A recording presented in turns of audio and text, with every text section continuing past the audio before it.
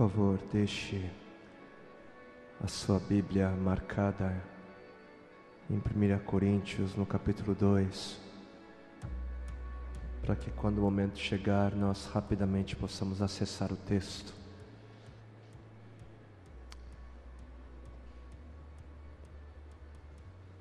Primeira Coríntios,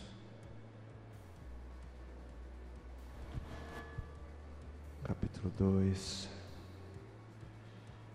Você pode ficar à vontade e continuar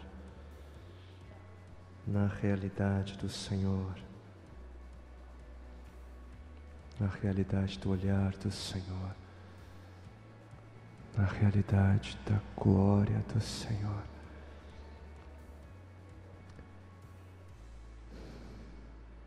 Transforma-nos, Senhor, edifica-nos, Senhor, incendeia-nos, Senhor, para a Tua glória.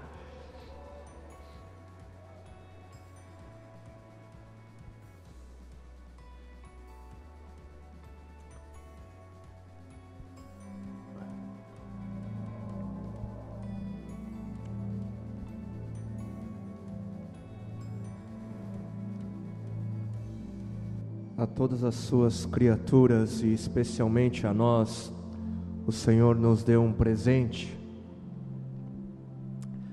um sistema de defesa que garante a nossa saúde, o nosso vigor, o nosso bem-estar.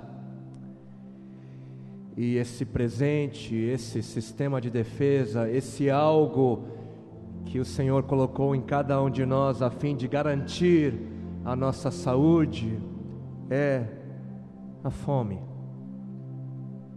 Fome. E por que a fome faz bem para a saúde? Por que a fome é tão importante para nós? Primeiro, porque se nós não sentíssemos fome, nós não comeríamos, né? Ou pelo menos nós não iríamos querer, ter vontade de comer. Não teríamos o desejo por comida. E segundo, se nós não tivéssemos fome, nós não sentiríamos, nós não teríamos prazer em comer. Sem fome não é agradável comer. Quem é que gosta de comer sem fome? Eu particularmente não gosto.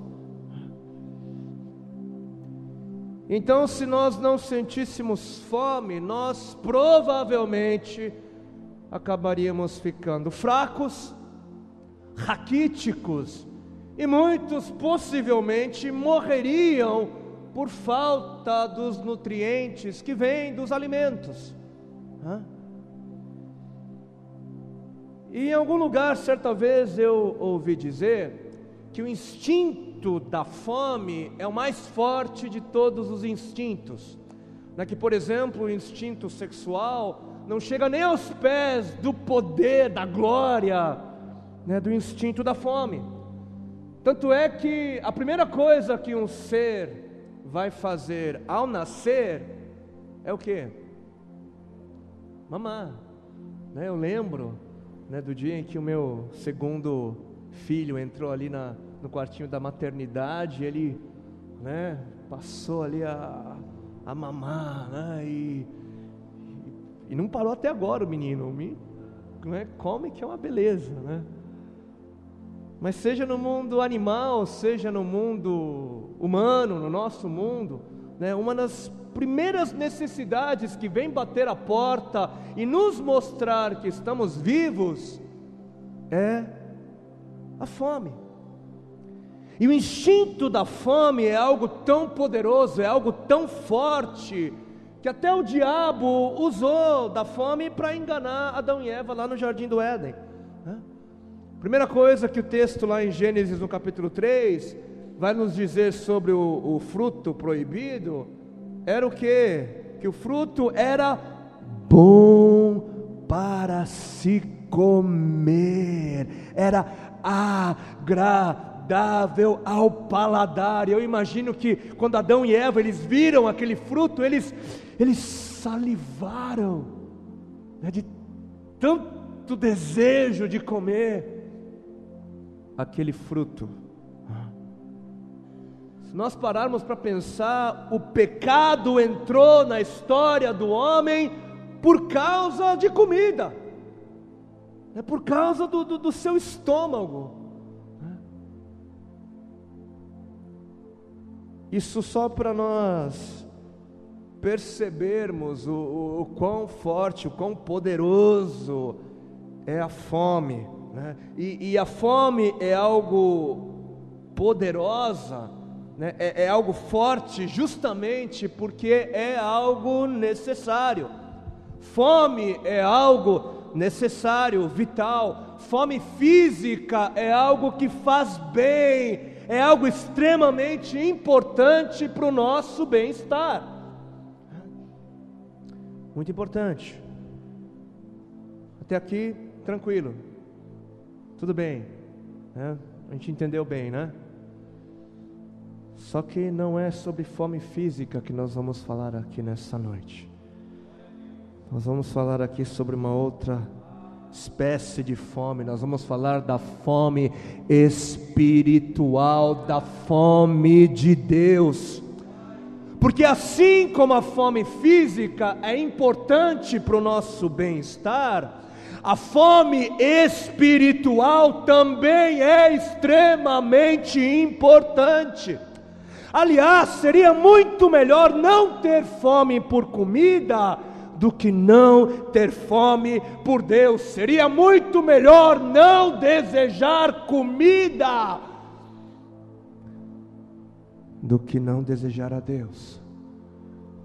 Porque sem fome de Deus, não há desejo de se buscar a Deus.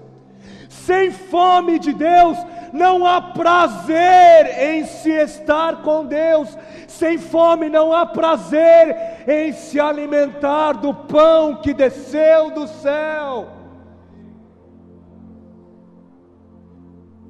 E porque muitos não têm fome de Deus, muitos são fracos, raquíticos espiritualmente. Eu não sei quantos morreriam ao longo do caminho por não se alimentarem do pão da vida.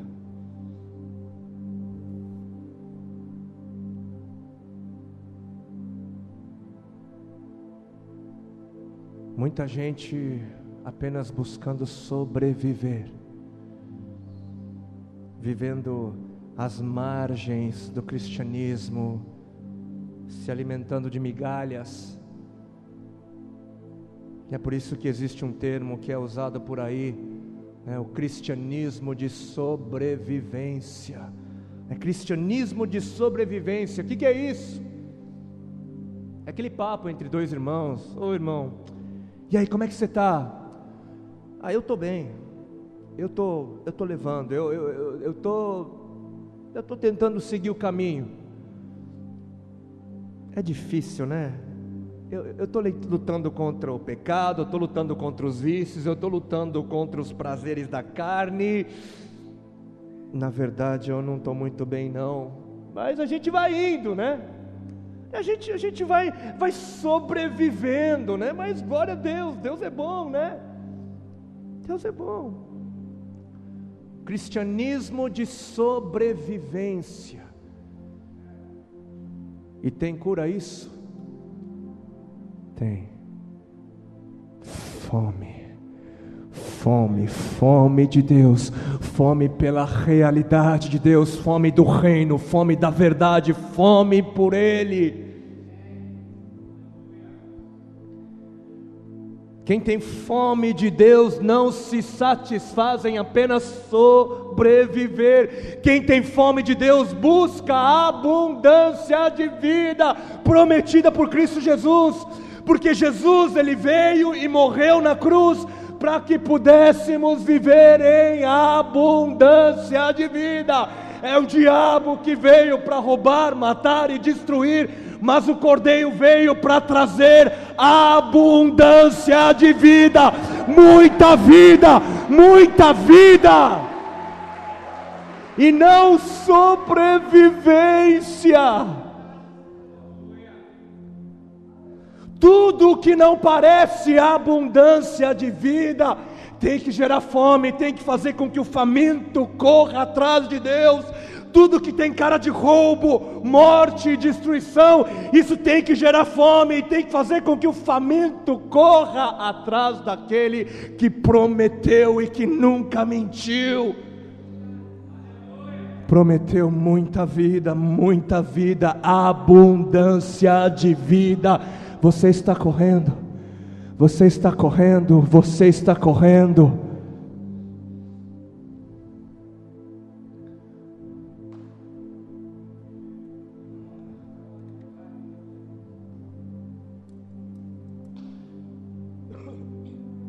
Não sei quantos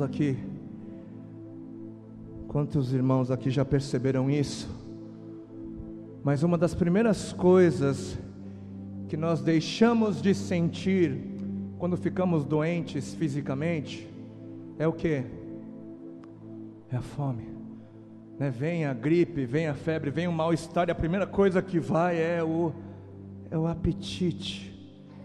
Isso deveria nos ensinar alguma coisa. Isso deveria nos dizer algo, isso deveria nos dizer que a ausência de fome é sinal de doença. Que quando eu não estou sentindo fome, isso é sinal de que alguma coisa não está bem. Que quando eu não estou sentindo fome, isso é sinal de que eu preciso fazer alguma coisa, porque falta de fome é sinal de falta de saúde.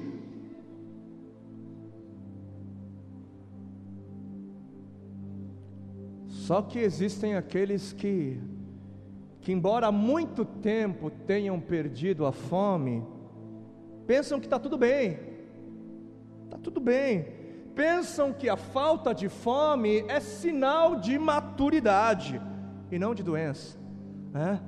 Aí dizem, não, agora eu cresci, eu já vivi muitos anos do cristianismo, eu já experimentei muita coisa, agora eu não preciso mais assim tanto de Deus, eu sou cristão maduro, eu não preciso mais orar tanto assim, ler a Bíblia tanto assim, jejuar tanto assim, orar tanto assim, não preciso.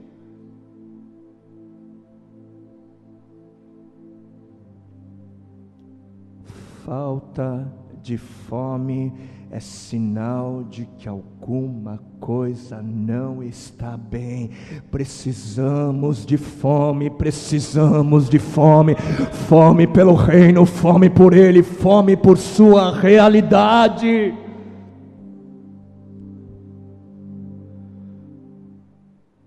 Só que quando eu falo de fome, não estou falando do tipo de fome que você é levado a sentir entre as refeições. Não estou falando do tipo de fome que faz você dizer, ai que vontade de comer alguma coisa, mas eu não sei muito bem o que é. Não. Primeira vez que eu fui para a nação de Moçambique, é um país ali no continente africano, bem ao sul. Isso foi em 2001, se eu não me engano, e naquela época Moçambique era o país mais pobre do mundo, de acordo com a ONU,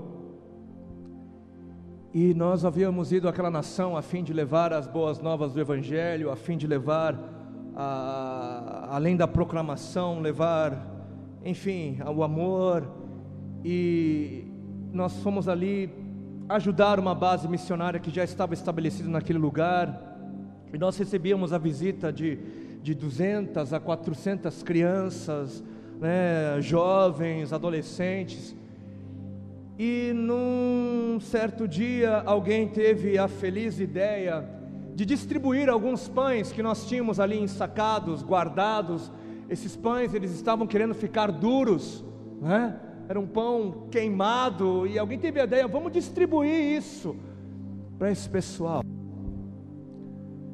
E até hoje eu me lembro que foi um dos dias mais assustadores que eu vivi na minha vida, porque quando aquelas crianças, jovens e adultos e adolescentes viram pão,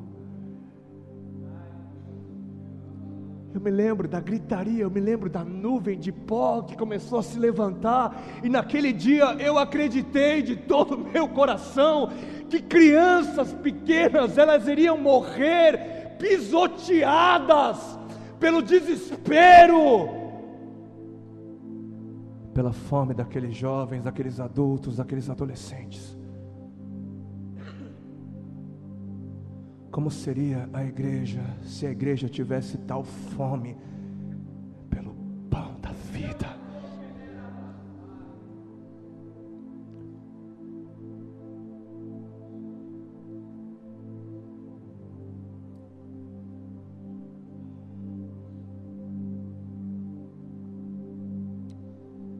Houve uma época em que eu morei na terra dos meus pais, lá na Coreia.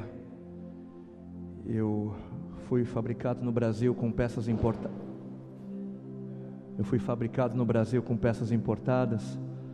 Mas eu fui para aquela nação a fim de trilhar, com o desejo de trilhar esse caminho artístico, o caminho da glória humana. Fui lá buscar ser, enfim, a mais nova sensação vinda diretamente da América Latina, E ali a gente ficou um tempo, acabamos gravando 2 CDs, um clipe pela MTV, turnê pela Coreia, enfim. E no meio daquele processo de me tornar a mais nova sensação vinda diretamente da América Latina, os meus empresários, as pessoas ao meu redor, diziam para mim o seguinte: olha, Juliano, quando a câmera bate em você, você ganha pelo menos 10 quilos, e é o normal, existe uma ilusão de ótica que acontece, quando a câmera bate em você, você engorda, E eu era um coreano feito no Brasil, que cresceu à base de feijoada, picanha, coisa era mais estruturada, o pessoal ali na verdurinha, no peixinho, o pessoal era magrinho. Aí falaram para mim: olha, você vai ter que perder pelo menos 10 quilos, Eu topo, tudo para minha glória, eu vou, O que eu tenho que fazer? Aí eles me sugeriram uma clínica, que ficava no meio do nada, ao pé de uma montanha. E naquela clínica, além de perder peso, eu também iria, segundo eles, parar de fumar, porque eu tinha um vício frenético. Eu fumava mais de 3 maços de cigarros por dia, e tinha que ser daquele vermelhão mais forte, porque eu era macho, E eu entrei lá, eu fui para aquele lugar, cheguei ali, era uma casa comum, tinha uns quartinhos pequenos, uns cubículos com um corredor, e a senhora lá daquela casa, ela me apresentou a um bebedouro, de água que havia ali naquele corredorzinho, e disse o seguinte: olha, tá vendo esse bebedouro aqui? Pode beber água à vontade. Eu iria ficar 10 dias naquele lugar, e só isso. E aí eu descobri por que as pessoas, quando iam para aquele lugar, paravam de fumar e paravam de fazer outras coisas mais. Sabe por quê? É porque eu era um fumante, assim, era um atrás do outro. E lá eu descobri o porquê que as pessoas naquele lugar, porque eu fiquei curioso, como é que eles vão para lá, não comem nada e param com os vícios. Mas sabe por quê? Sabe por que eu consegui parar de fumar? Porque eu não tinha tempo, não tinha neurônio, eu não tinha agenda para pensar no cigarro, porque naquele lugar eu só pensava em comida, sonhava em comida, comida. Eu não tinha tempo para pensar no cigarro. E outra coisa, algumas coisas interessantes começaram a acontecer naquele lugar. Eu tinha levado um caderninho, porque eu ia passar 10 dias no meio do mato, e vai que baixava alguma coisa, e eu escrevia o mais novo sucesso, levei um caderno e um lápis para escrever alguma canção, alguma letra, E nesse caderninho que eu tenho guardado em algum lugar, você ali, ao invés de encontrar alguma letra, alguma cifra, alguns acordes, você ali encontra páginas e páginas e páginas e páginas e páginas e páginas e páginas de receitas culinárias. Porque eu passava o dia inteiro pensando em comida, em comida, em comida, e o meu prazer era, não, quando eu sair daqui eu preciso comer isso, eu preciso anotar salsicha com sucrilhos e mel, sabe, eu parecia uma grávida com desejo, né? E você vê páginas e páginas e páginas. E outra coisa que eu nunca fazia, porque eu era macho, né, era assistir aqueles programas de culinária. Meu Senhor, como era bom assistir aquele negócio. E ali eu ensinando a fazer um ensopado, e ali tomando nota, escrevendo tudo. E acabava o programa de culinária, eu desesperadamente procurava um outro canal para ver se tinha um outro programa. E aí quando eu mudava então a programação e decidi assistir um seriado, para não dizer novela, né? E eu, ao invés de prestar atenção no enredo, ao invés de prestar atenção na fala, nos personagens, eu prestava atenção no brilho da mexerica poncã que eles descascavam enquanto eles conversavam. Era só isso que eu via e que eu percebia. Vocês estão entendendo o quadro? É esse tipo de fome que precisamos ter por Deus.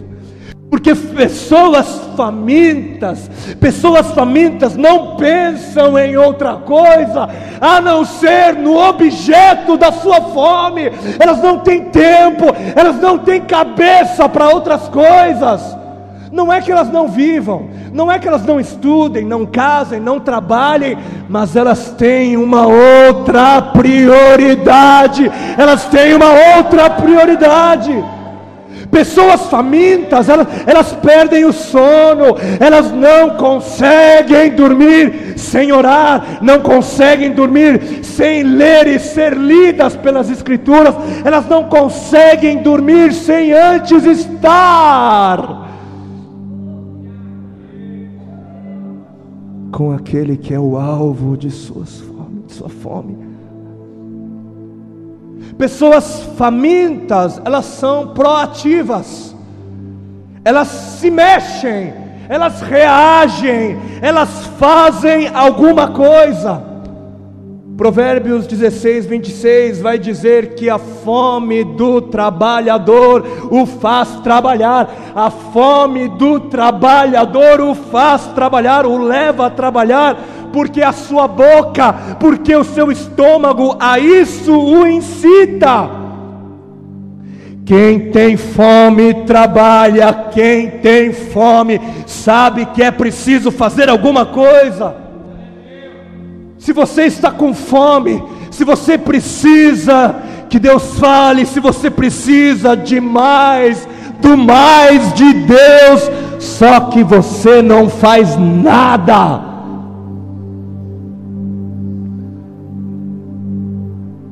Você está sendo muito ingênuo, muito ingênua. Não foi o Senhor quem declarou em Jeremias 29:13: buscar-me-eis e me achareis quando me buscardes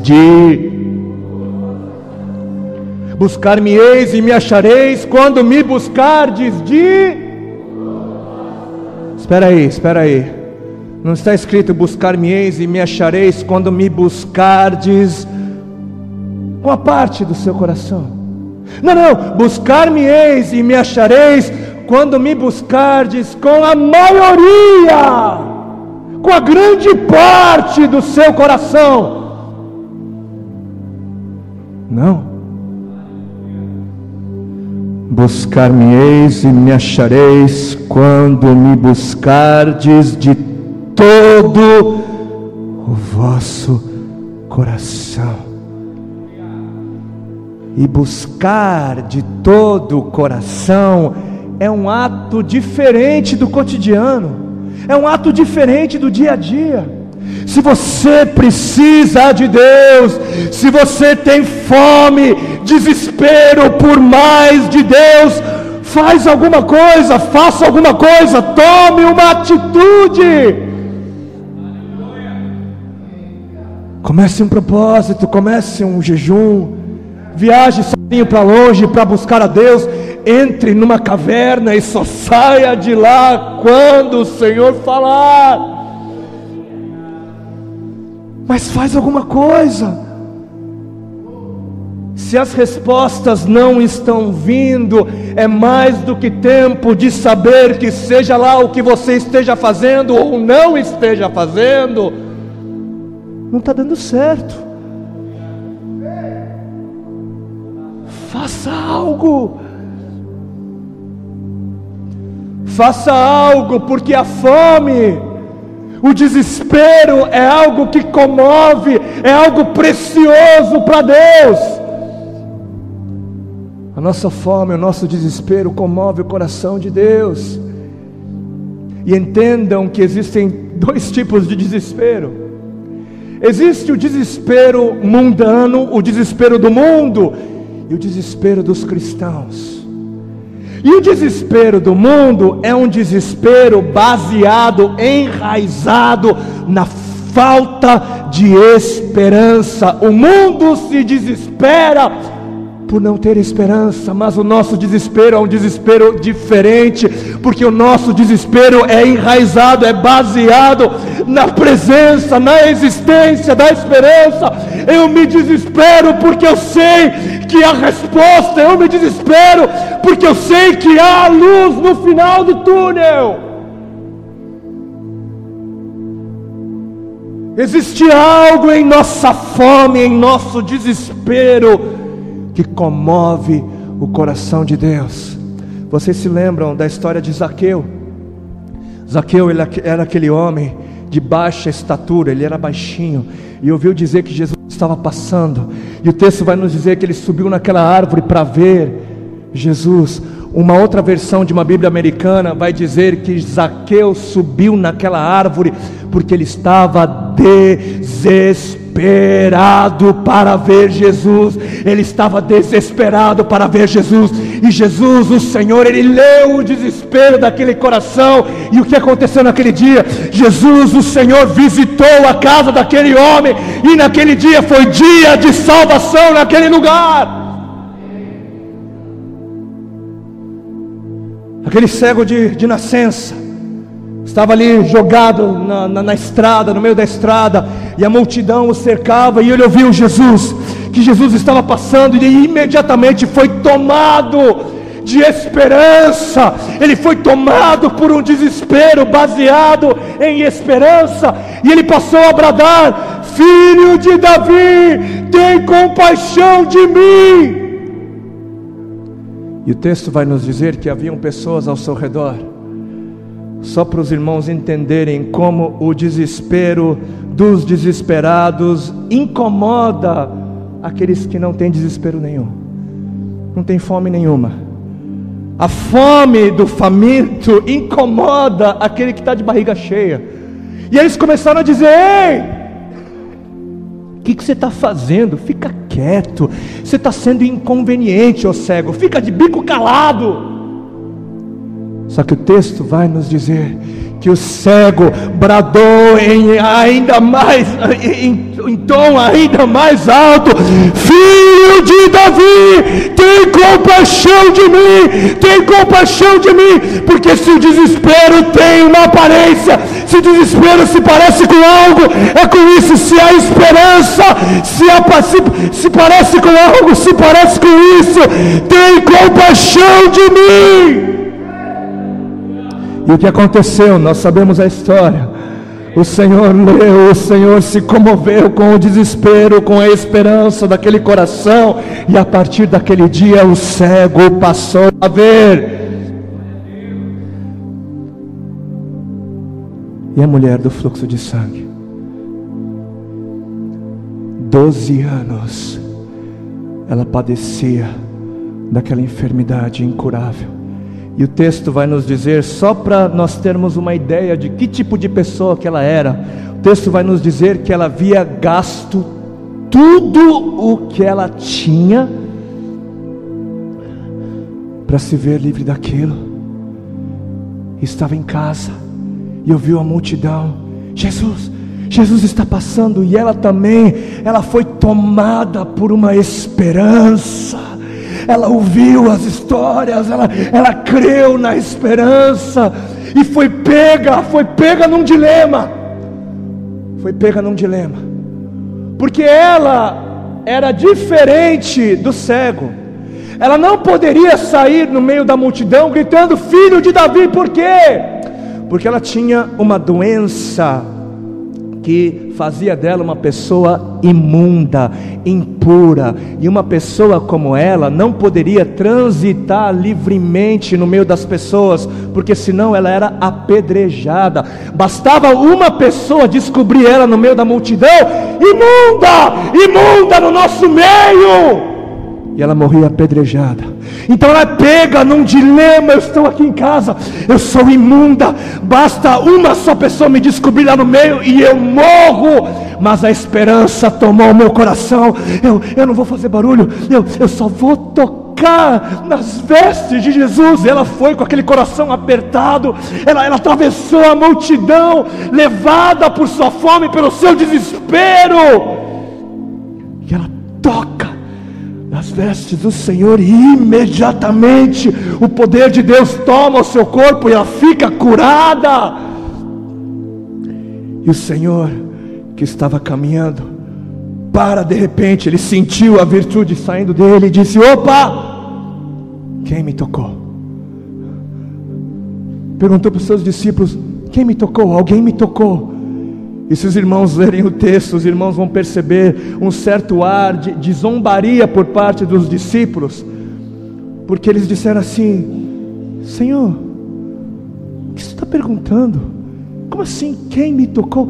Está vendo essa multidão de milhares e milhares de pessoas? O Senhor vai passando e as pessoas vão te tocando. Como assim, quem me tocou? Pois deixa eu lhe dizer: alguém me tocou com fome, alguém me tocou com desespero, alguém me tocou com esperança, alguém me tocou de forma diferente, e de mim saiu virtude. Onde estão os famintos desse lugar? Onde estão os famintos? Onde estão os desesperados pelo Senhor?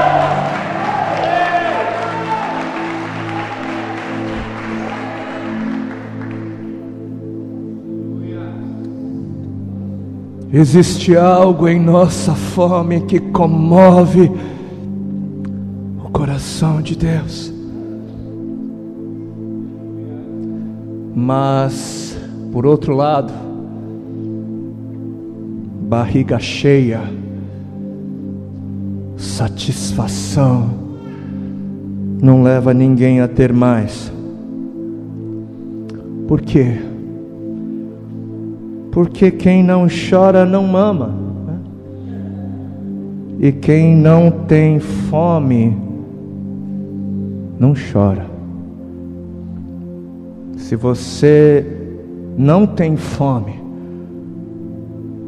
se você não está desesperado, você deveria se desesperar por não estar desesperado. Deveria.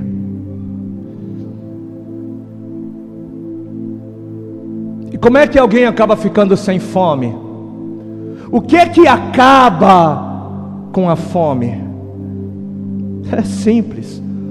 Comer besteira atrapalha a fome.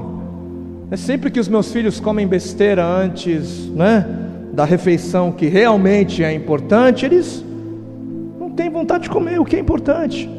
É pessoas que não têm fome, estão comendo outra coisa. O que é que você tem comido? O que é que tem entrado pelos seus olhos, o que é que tem entrado pelos seus ouvidos. Que satisfação é essa que você só encontra em coisas que não tem nada a ver com Deus? Que fome desesperadora é essa que você tem pelas coisas que vão passar, que não significam nada, não tem valor eterno nenhum?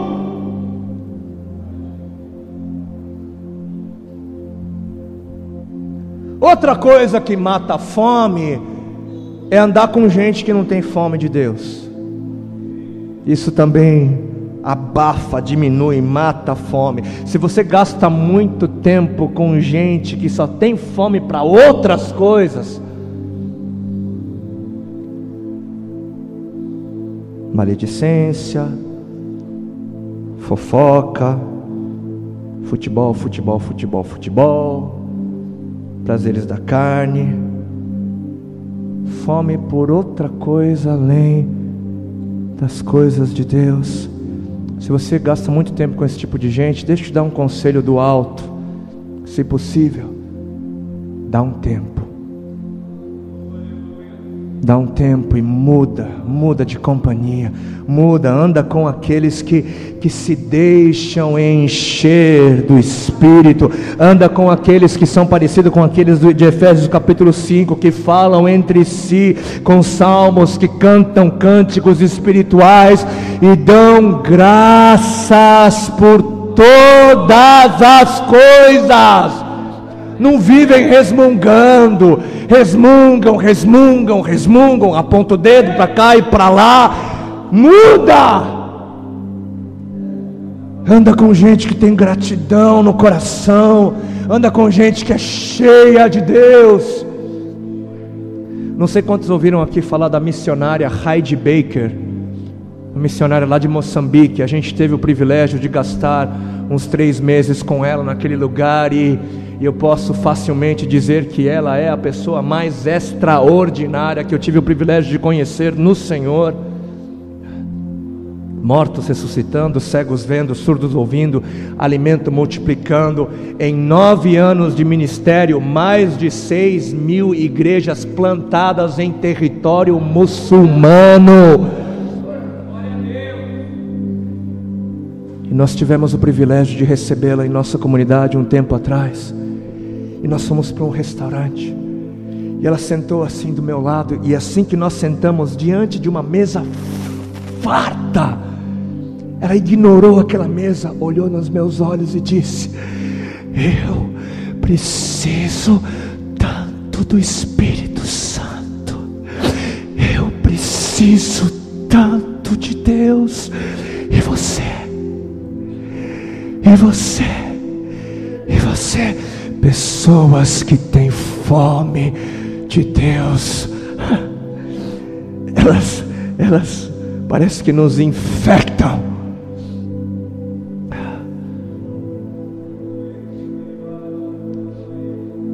Elas geram fome de Deus em outros.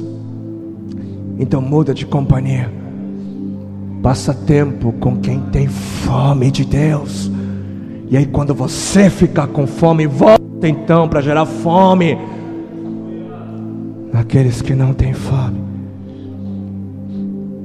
E como é que eu posso ficar com fome? O que é que gera? O que é que gera fome de Deus? É simples também. É só a gente se apegar ao fato, é só a gente se apegar na verdade, que vai dizer que tem mais. Como é que eu fico com fome? É me apegando à realidade que vai dizer que tem mais.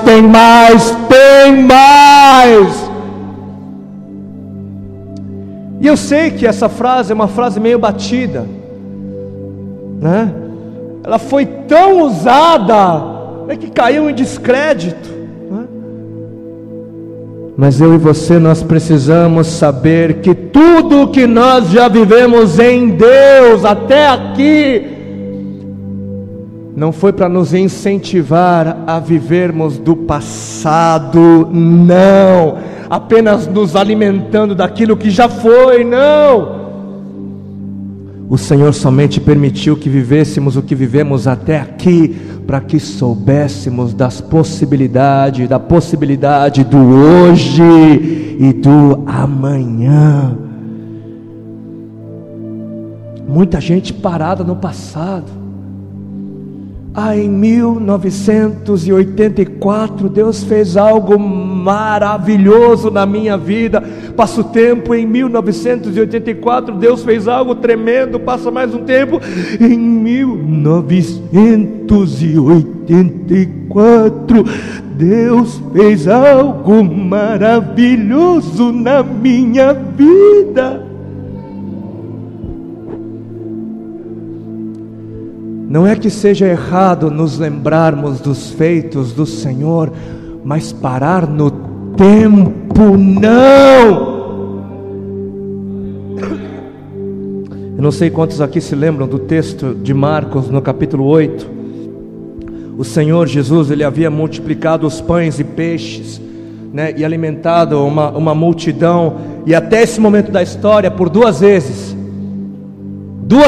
Ele havia feito esse milagre da multiplicação do alimento. Aí depois de um certo tempo, os discípulos, eles são pegos numa questão e pensam que o problema era o número baixo de pães. Não, a gente não tem pão suficiente, acho que é por isso. Depois vocês confiram ali em Marcos no capítulo 8, o Senhor foi e disse a eles o quê? Vocês não entenderam? Vocês estão pensando que o problema é o pão, é o número insuficiente de pães? Vocês não se lembram que eu alimentei uma multidão com poucos pães e peixes 2 vezes? E agora vocês estão preocupados com o número baixo de pães? Ou seja, será que o que vocês viveram em Deus no passado não foi o suficiente para vocês saberem que é possível o pão multiplicar novamente hoje? Será que não caiu a ficha? Vocês pararam no tempo. Multiplicou ontem, multiplica hoje, multiplica amanhã. Vocês pararam no tempo. Não parem no tempo, não parem no tempo. Multiplicou ontem, multiplica hoje, multiplica amanhã.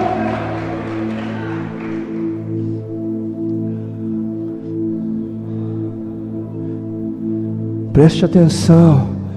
Se você viveu experiências em Deus tremendas, não se veja por satisfeito. Não esteja satisfeito. Por quê? Porque Ele está te preparando a viver outras, e mais outras, e mais outras. O apóstolo Pedro, ele só pôde dizer: eu não tenho prata nem ouro, mas o que eu tenho eu te dou. Em nome de Jesus, levanta-te. Ele pôde dizer isso porque ele passou por um aprendizado no passado que o projetou para o futuro. Ele tinha andado sobre as águas, ele viu Jesus curando, expulsando, ressuscitando os mortos, agindo sobre a força da natureza. E isso tudo serviu para que ele aprendesse o que seria possível viver em Deus. E foi Jesus, o Senhor, quem disse que coisas ainda maiores os discípulos fariam. Quantos aqui são discípulos do Senhor? Coisas ainda maiores faríamos. Por quê? Por que que Ele disse isso? Porque no aprendizado a gente vai crescendo, nós vamos crescendo. É progressivo, nós caminhamos na direção do crescimento, uma vez que nós focamos o nosso olhar nele e prosseguimos, nós caminhamos para o crescimento. A fé, misteriosamente, ela se desenvolve, ela cresce, e ela cresce porque sempre tem mais, sempre tem mais. A fonte não esgota, a fonte não seca.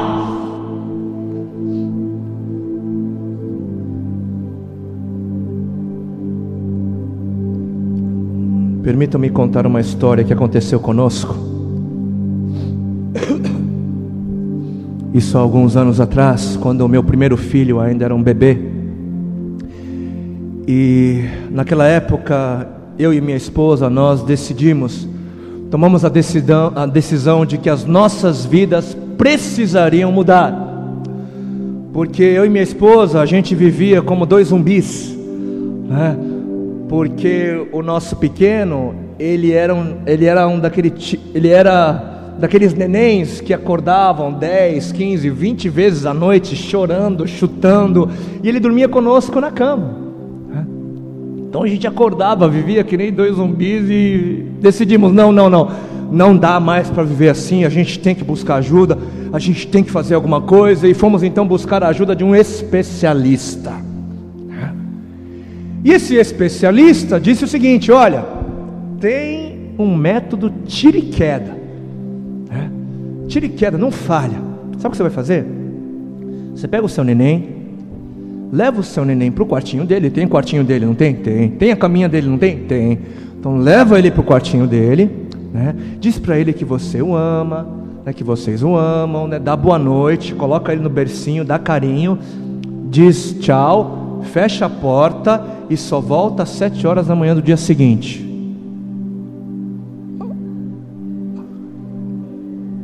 Estou vendo aqui que poucos são pais, né?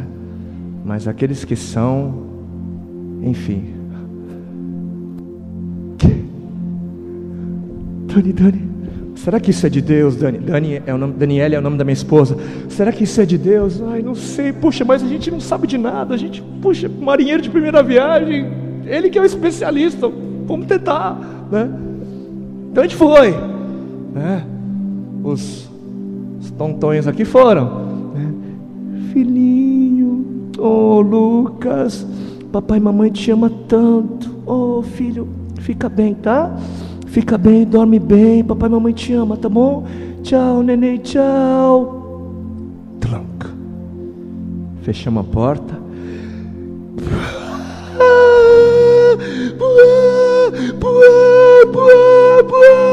5 minutos. E quem é pai sabe que não existe algo mais penetrante, mais cortante, mais, enfim, no coração dos pais do que o choro. Aquele choro que vem lá do fundo do seu neném. Não tem algo que mexa mais com a gente.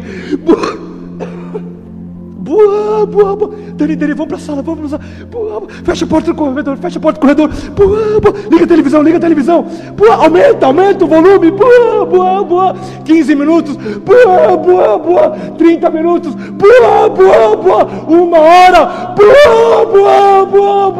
1h30, a gente ficando quase que louco, e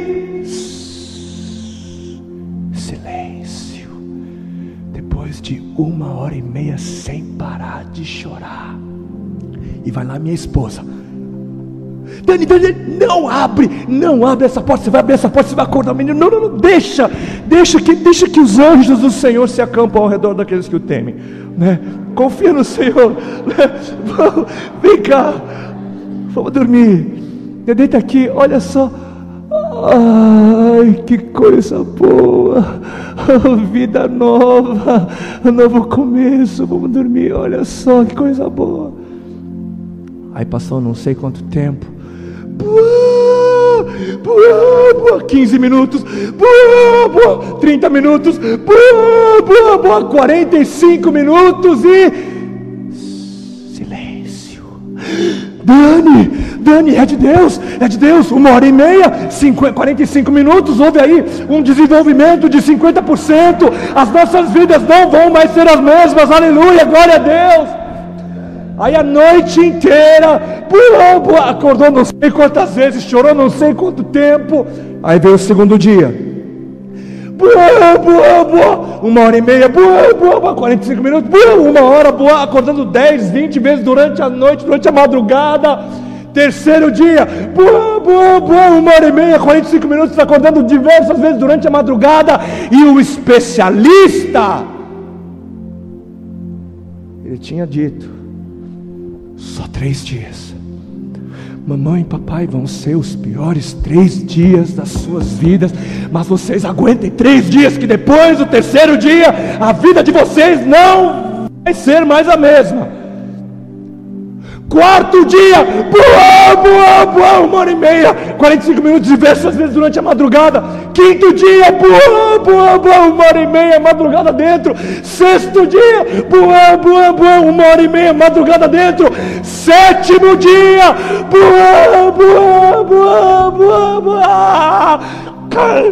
vem cá, neném, vem cá. Pode dormir com papai e mamãe para sempre.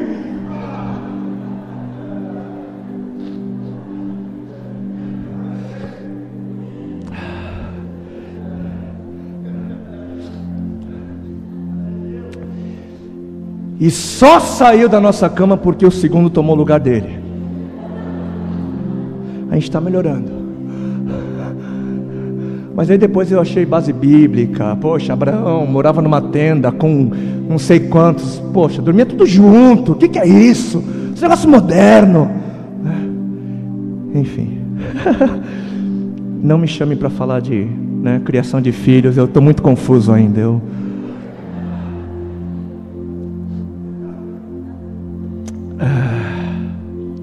O Lucas, nosso filho, ele nos ensinou algo muito interessante sobre a perseverança que é mantida pela fome.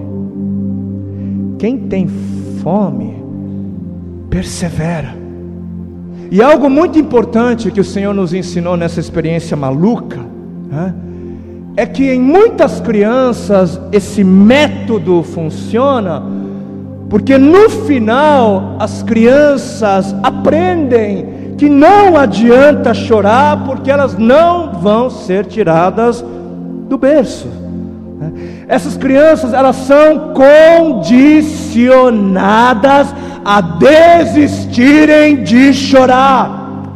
E aí depois de chorarem e não terem respostas, elas acabam desistindo. Sabe o que acontece aqui? Quando os pais usam desse método neonazista, quando eles usam desse método, eles na verdade apagam a esperança dos corações das crianças. Porque é isso que faz a criança parar de chorar, o neném parar de chorar. O que mata a fome delas é a falta de esperança. Elas aprendem que não vai adiantar chorar, porque nada vai acontecer. Elas se convencem de que nada vai acontecer, e por isso elas não devem chorar. Só que o meu filhote, o meu pequeno herói, ele foi persistente, ele persistiu. A fome continuava dentro dele, porque em algum lugar nele ainda existia esperança. Nada conseguiu matar, nada conseguiu abafar a esperança que havia no seu coração. Ele só continuava a chorar, porque em algum lugar dentro dele, ele sabia que papai iria atender o pedido dele. Ele sabia, vocês tinham que ver.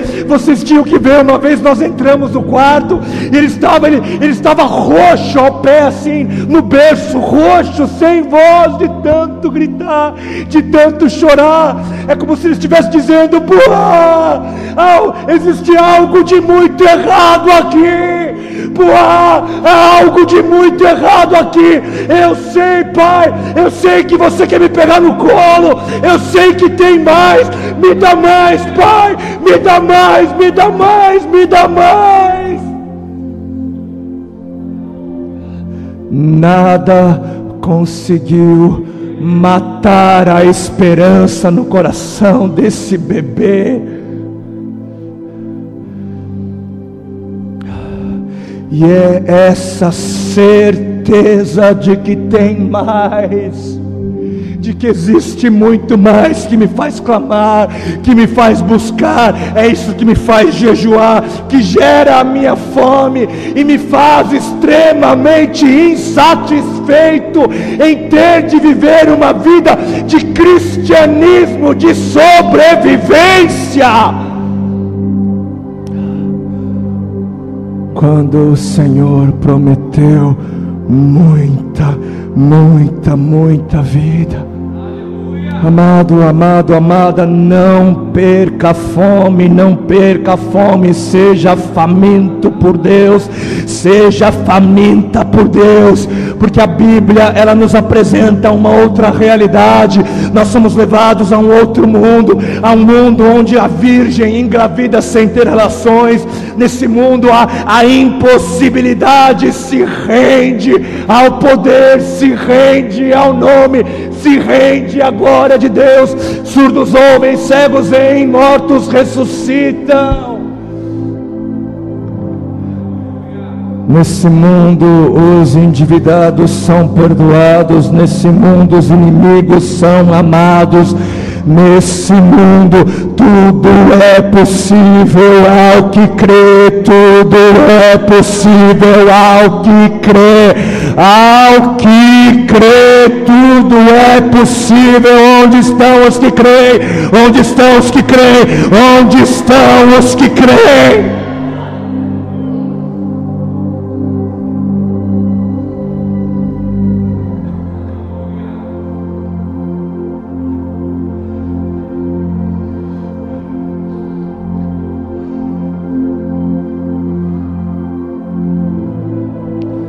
Primeira Coríntios capítulo 2,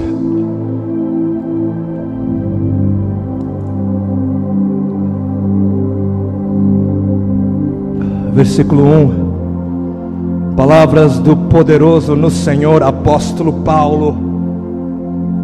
Eu mesmo, irmãos, quando estive entre vocês, não fui com discurso eloquente, nem com muita sabedoria para lhes proclamar o mistério de Deus.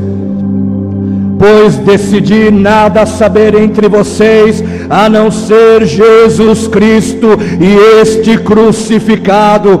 E foi com fraqueza, temor e com muito tremor que estive entre vocês. Minha mensagem e minha pregação não consistiram de palavras persuasivas de sabedoria, mas consistiram de demonstração do poder do Espírito, para que a fé que vocês têm não se baseasse na sabedoria humana, mas no poder de Deus. Minha mensagem, versículo 4, e minha pregação não consistiram de palavras persuasivas de sabedoria, mas consistiram de demonstração do poder do Espírito, para que a fé que vocês têm não se baseasse na sabedoria humana, mas no poder de Deus.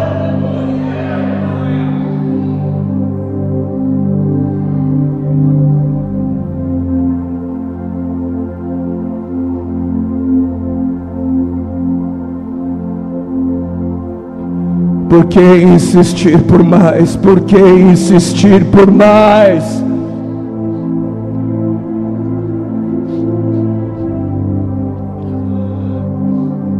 O que é que você está dando ao mundo? Apenas um bom discurso? Apenas um discurso eloquente? Apenas palavras? Que você está levando ao mundo? Porque até onde eu sei, o que vai convencer o mundo é a glória do poder, da realidade do poder, da realidade da presença, da realidade da glória, do poder de Deus. O mundo precisa disso, de homens e mulheres que se levantem como aqueles que creem na realidade da palavra de Deus, que se levantam e dizem que tudo o mais seja mentiroso, que tudo que vejo seja mentiroso, e a palavra de Deus verdadeira, a realidade de Deus verdadeira, o reino de Deus verdadeiro, o poder de Deus verdadeiro.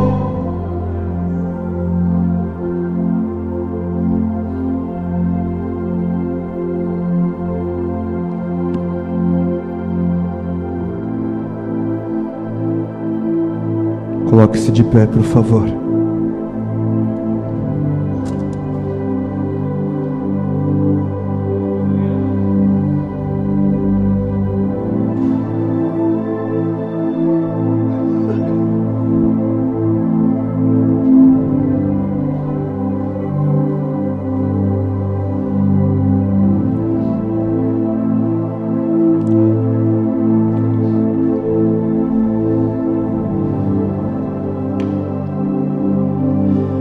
Se você entendeu, se você ouviu aquilo que o Espírito tinha a dizer, se você tem fome, se você tem desespero, saia do seu lugar e corra, corra, corra, corra, corra, corra ao encontro, corra ao altar, corra na direção do lugar de entrega, corra, corra, corra. Se você entendeu, se você tem fome de Deus, se você precisa de mais do Senhor, se você não tem, por não estar desesperado, venha, venha, venha, venha, venha, venha, venha, venha, venha, venha, venha, venha, venha, venha, porque é tempo de responder, é tempo de clamar, é tempo de levantar a voz, é tempo de levantar um clamor, é tempo de expressar a fome, é tempo de expressar desespero, é tempo de expressar esperança.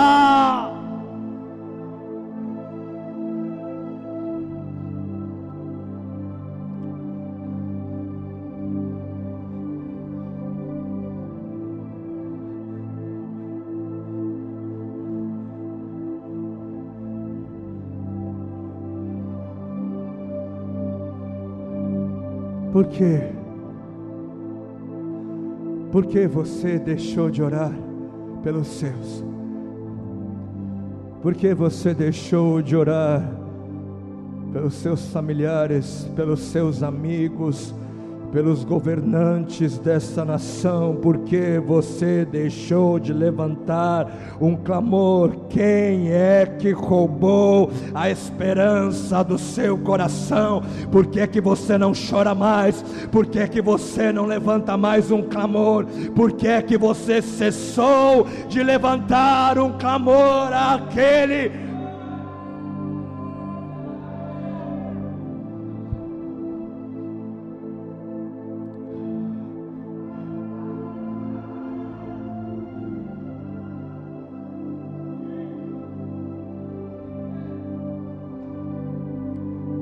Quem foi que te convenceu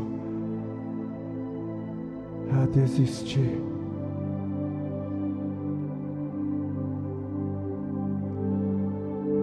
E eis que o Senhor em graça planta uma nova semente de vida e de esperança no seu coração. Eis que Ele vem e planta, renova a esperança, renova a alegria, renova a vida no seu interior. E entenda, entenda, entenda que o propósito de Deus para a sua vida nesta noite não é esse momento.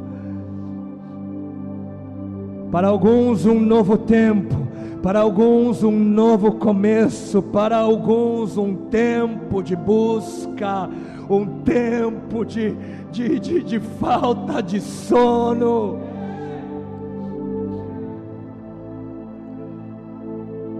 Para alguns uma continuidade daquilo que o Senhor já tem falado e já tem realizado.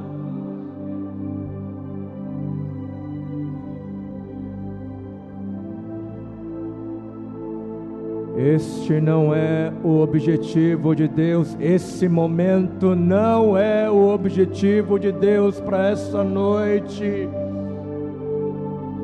É o começo, é o começo, é o começo de um novo tempo, é o começo, é o começo, é o começo.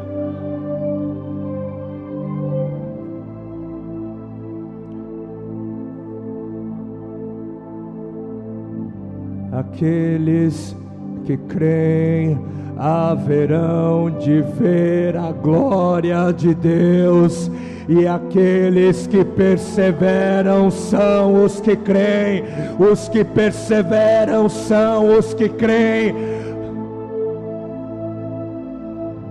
Uma evidência de fé é perseverança, é perseverança. A oração do que crê é até que venha, até que venha, até que eu veja, até que eu veja a tua glória, até que venha, até que venha, até que venha, até que venha.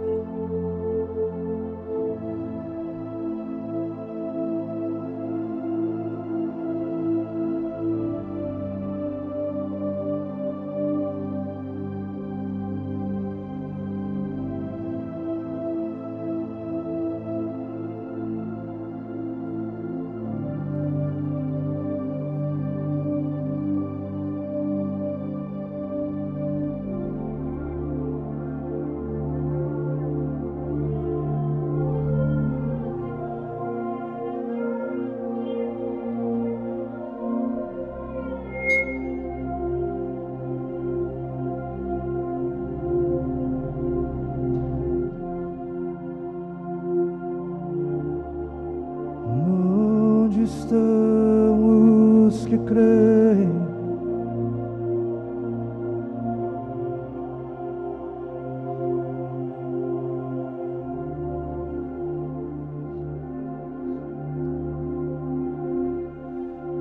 a esperança,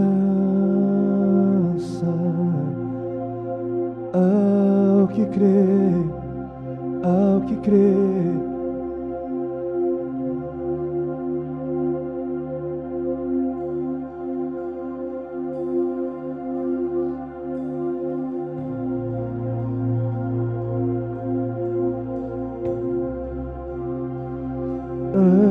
Que crê.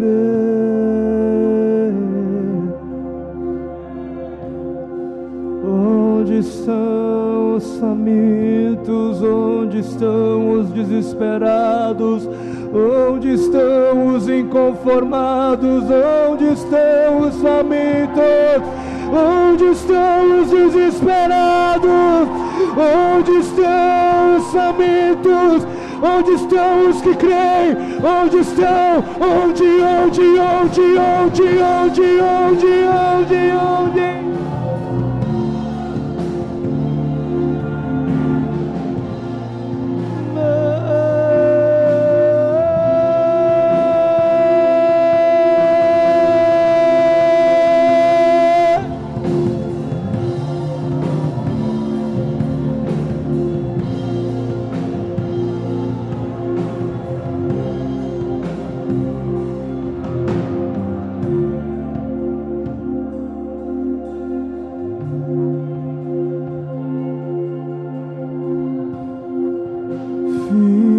de Davi, tem compaixão de mim. Filho de Davi, tem compaixão de mim.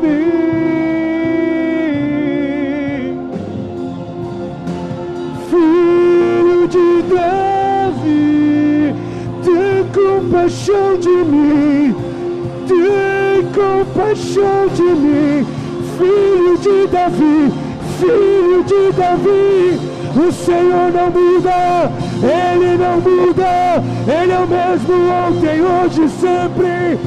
Filho de Davi, tem compaixão de mim, tem compaixão de mim, tem compaixão de mim.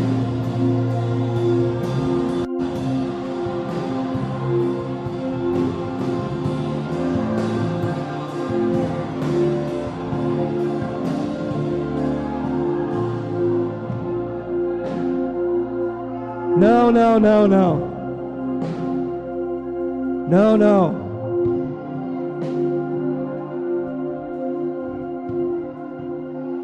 Você não ora, você não busca, não porque você é preguiçoso. Não, não, não. Em casa, no seu quarto secreto, você não ora, não é porque você é relaxado, é porque você não crê.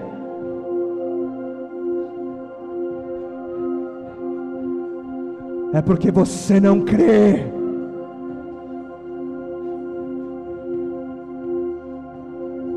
Por que você acorda todo dia 5 horas, sai para o trabalho? Porque você acorda todo dia cedo e trabalha o dia inteiro. Porque você tem fé que de 15 em 15 dias, que no final do mês entra o salário. Você trabalha, você rala, porque você acredita piamente que você vai receber o resultado do seu trabalho. Então não venha com esse papo de que eu não oro porque eu sou preguiçoso. Você não ora porque você não tem fé. Você não clama porque você não tem real esperança de que as suas palavras são vida, de que as suas palavras trazem o reino de Deus, a realidade de Deus para esse mundo.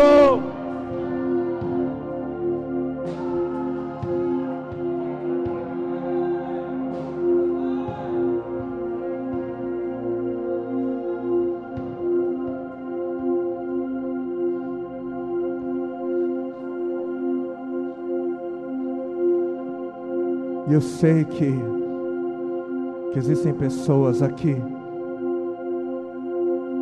que anseiam por ver um avivamento pessoal, que anseiam por ver um avivamento nas suas comunidades, nas suas casas, que anseiam ver um avivamento rompendo na nossa nação. Eu sei. Mas deixa a história ensinar algo a vocês. Saibam que de todos os avivamentos que mudaram o curso da história, que todos eles, de Atos até os mais recentes, derramamentos do Espírito, de Atos até os dias de hoje, todo avivamento que rompeu e transformou a história de nações, esses avivamentos aconteceram num contexto de comunidade local.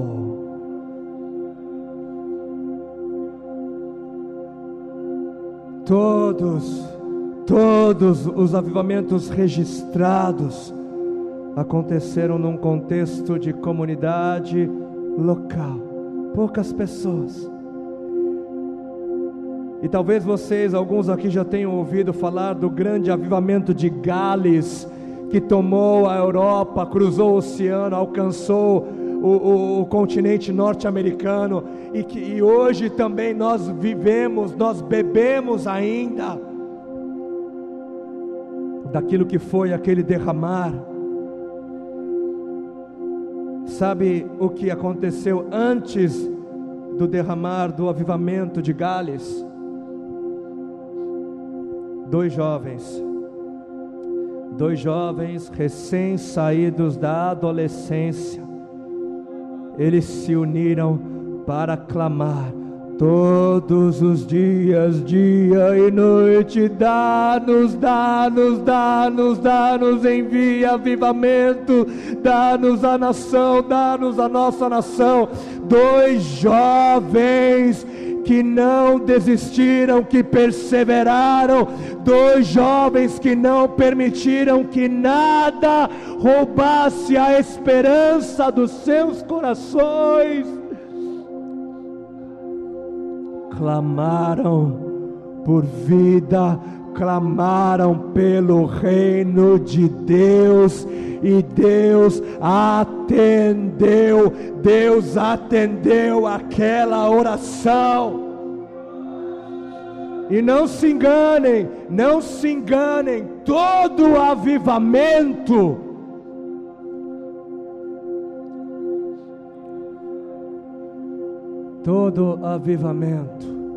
que rompeu na história, todos os avivamentos que romperam na história da humanidade, foram provocados pela oração dos desesperados, pela oração incessante dos famintos.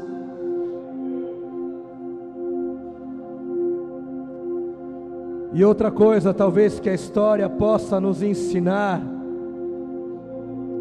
é do nosso conhecidíssimo Dom Pedro I, que por causa de uma realidade que ele ainda não via, mas cria, levou-o a bradar algo. Dom Pedro I, por crer numa realidade que ainda não via, ele se levantou e bradou: independência ou morte. E onde estão aqueles neste lugar que se levantam por crerem numa realidade que ainda não vem? Avivamento ou morte, avivamento ou morte, plenitude de Deus ou morte, a vida de Deus ou morte, tudo aquilo que eu posso ser no Senhor ou morte, custe o que custar, custe o que custar, custe o que custar, custe o que custar. Pessoas famintas não desistem, pessoas famintas não desistem, elas clamam avivamento, custe o que custar, vida plena, custe o que custar, a sua glória, custe o que custar, o seu reino, custe o que custar, a sua realidade está.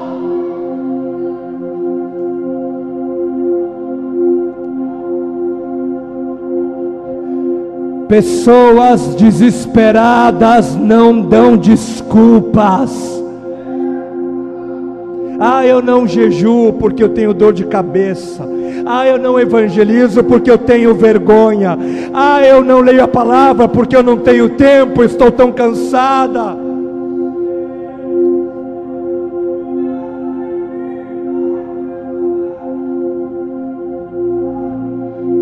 Pessoas desesperadas, elas não têm desculpas. Pessoas famintas, elas não têm desculpas, porque elas sabem que se não comerem, elas vão morrer.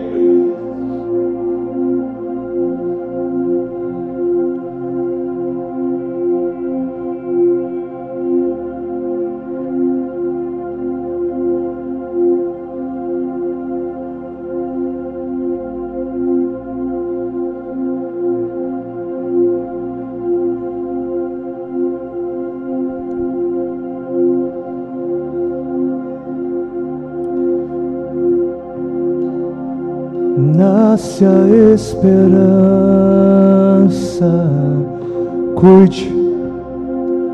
Cuide a semente da esperança que o Senhor plantou no seu coração.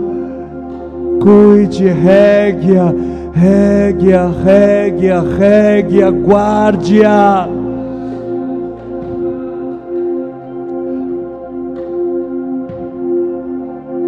Até que ela gere raízes profundas e floresça, gerando frutos e frutos de vida, frutos e frutos de eternidade.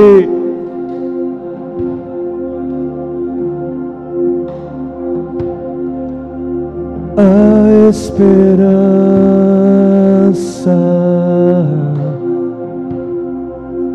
ao que crê.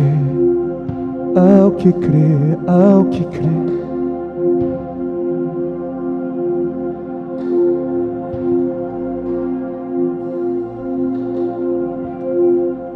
Seja a palavra de Deus verdadeira e todas as outras vozes mentirosas. Creia e verás a glória de Deus. Creia e verás a glória de Deus. Creia e verás a glória de Deus.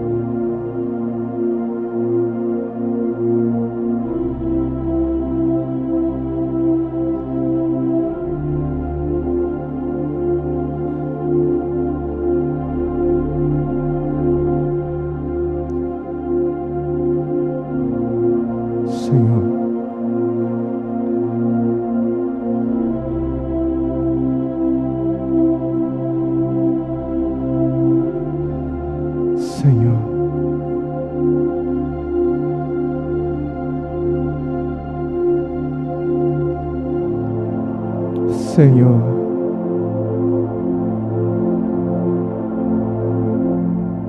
se existe verdade nessa palavra, se eu não sou um falso profeta, Senhor, por favor, glorifica-te, Senhor. Glorifica-te, Senhor, gerando vida, gerando eternidade, gerando, Senhor, gerando frutos eternos, Pai. Se não há falsidade em mim, Senhor,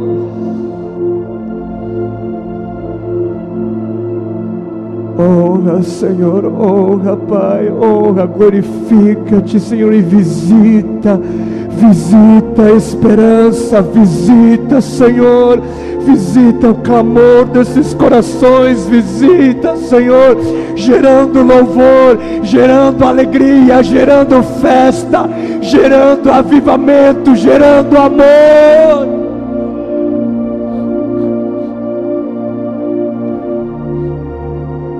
Por favor, Senhor, por favor, Pai, em Teu nome, Senhor, nós levantamos um clamor,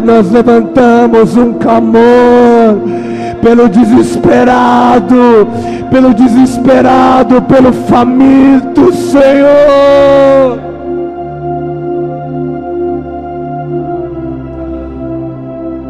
Glorifica-te, Pai, glorifica-te, Pai, glorifica-te, Senhor, em graça e em misericórdia.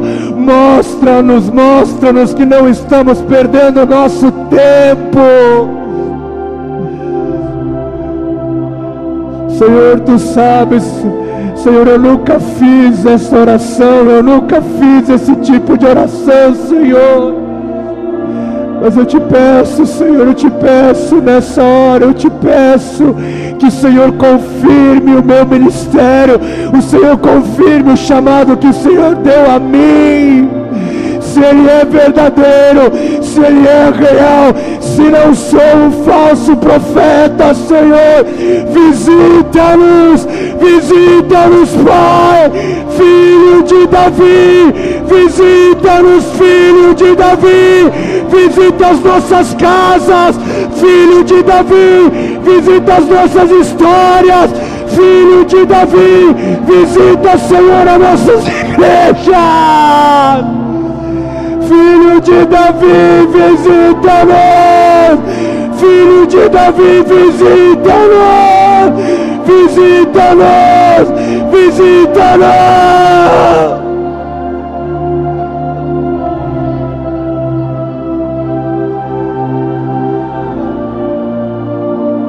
Não estamos aqui, Senhor, para brincar de cristianismo.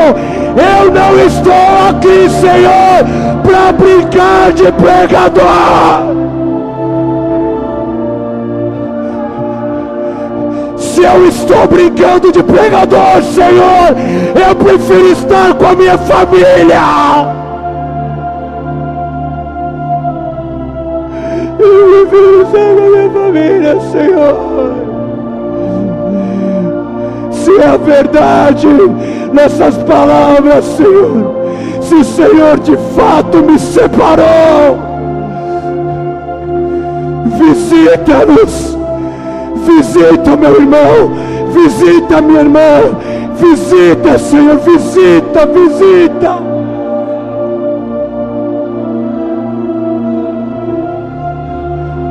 Visita os pais, visita os filhos, visita, Senhor, as famílias, visita, Senhor, os viciados, visita, Senhor, os enfermos.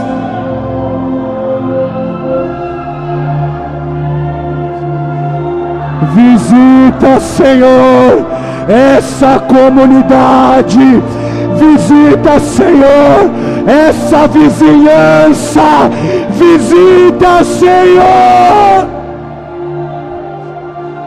Visita os endemoniados, visita, Senhor, os traficantes, visita, Senhor, os pais de santo, visita, Senhor, as mães de santo. Santifica este lugar, santifica este lugar, santifica as redondezas deste lugar, santifica, Senhor.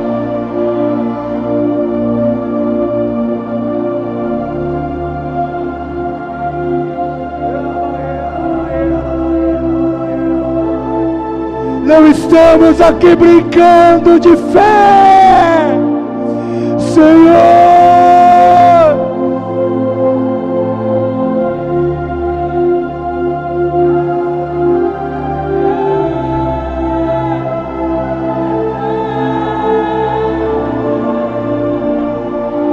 Oh Deus, custe o que custar, Deus. Oh Deus, oh Deus, Pai, Pai, nós te conhecemos, nós sabemos quem tu és, sabemos que a fonte não esgota, sabemos que o Senhor quer abençoar, sabemos que o Senhor é o Deus de graça, sabemos que tu, Senhor, é o Deus de provisão. Oh Deus, oh Deus, oh Deus, oh Deus, tem compaixão do meu irmão, tem compaixão.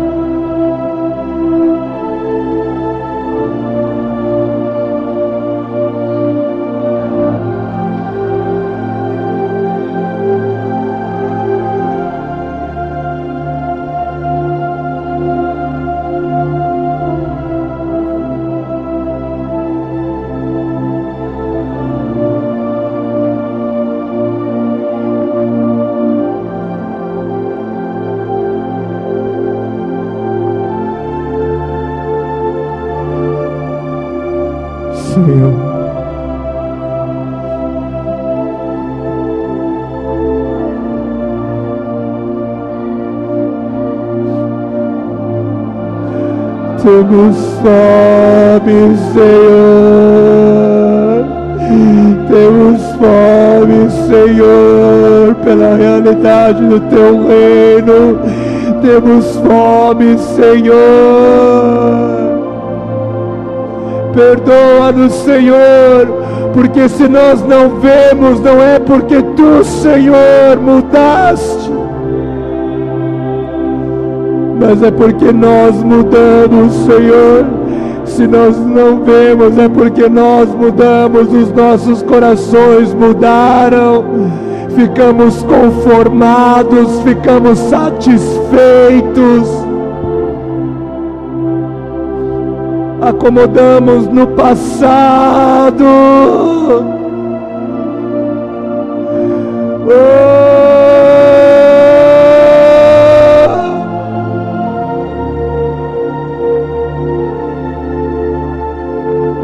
Oh Deus, oh Deus, oh Deus, oh Deus, oh Deus.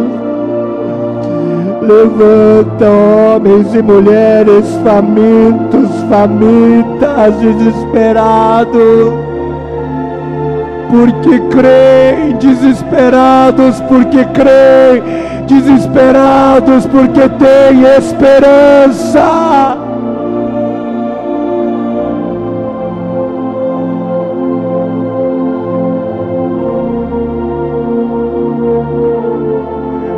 Oh Deus, oh Deus, oh Pai, oh Pai.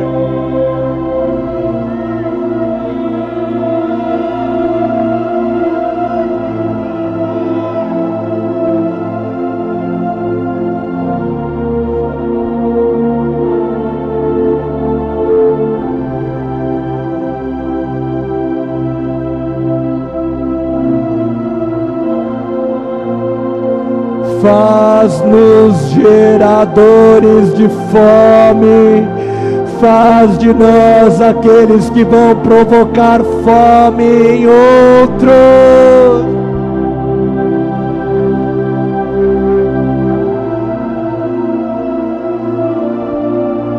Que o nosso desespero incomode os não desesperados. Que o nosso inconformismo incomode, Senhor, os conformados.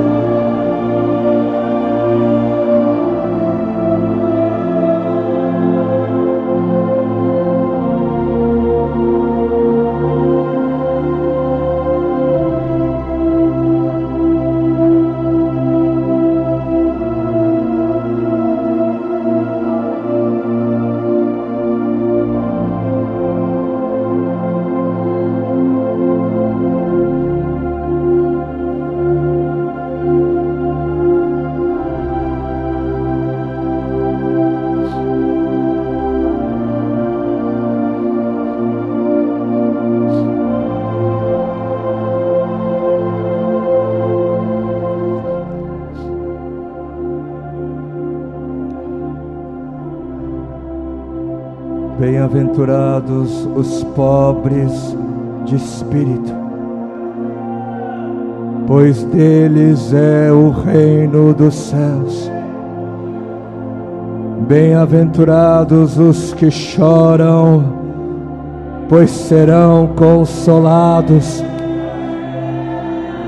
Bem-aventurados os humildes, pois eles receberão a terra por herança. E bem-aventurados os que têm fome e sede de justiça, pois serão satisfeitos.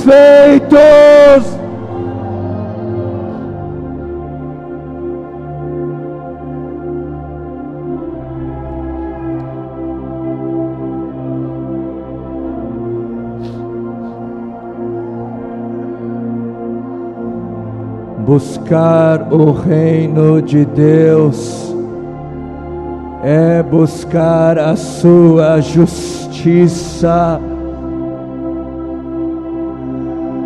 e os famintos Os famintos pelo reino de Deus serão satisfeitos. Aqueles que são famintos pelo reino, pela realidade de Deus, não passam fome em vão.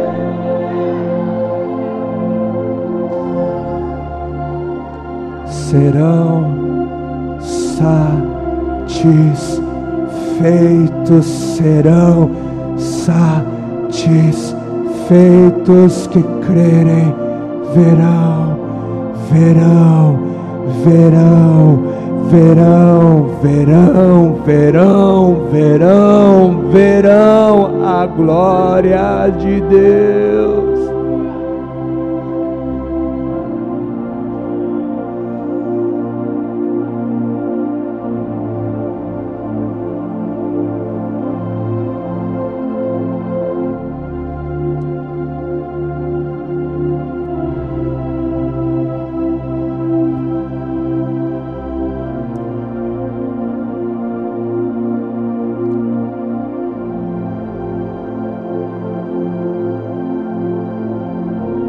Deixa eu te dar um conselho.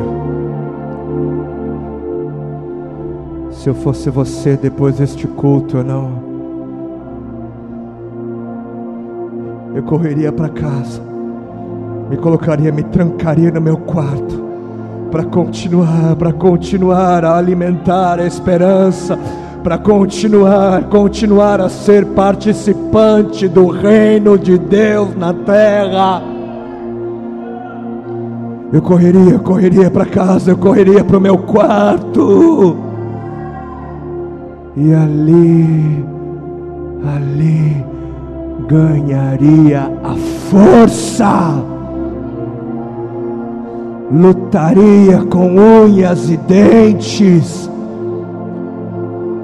pelo reino de Deus.